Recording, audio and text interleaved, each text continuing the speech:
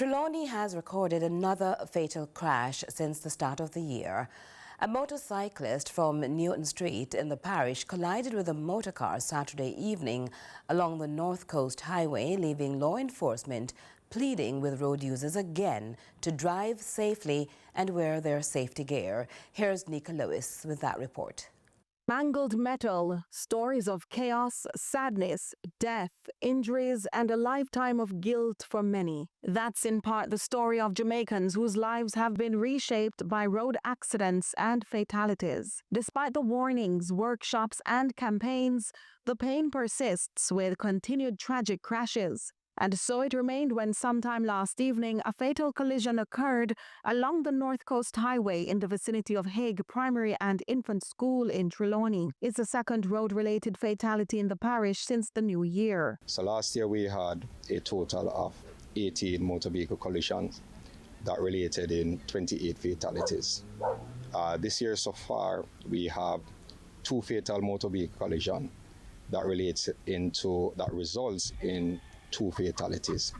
So take for example this last one that happened sometime around 9 p.m. last night. We have a motorcyclist and a Nissan AD wagon.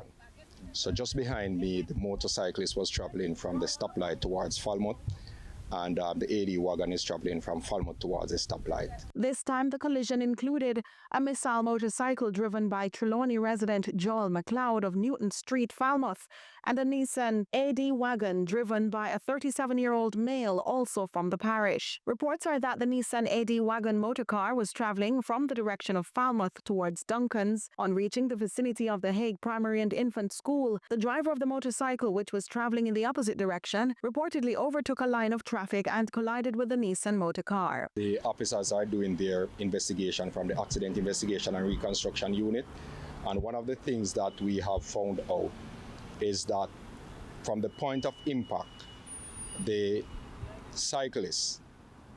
motorcyclist was thrown well over 40 meters. That is an indication of how fast he was traveling. To add the not wearing of a helmet in that scenario, and then it can only be one result.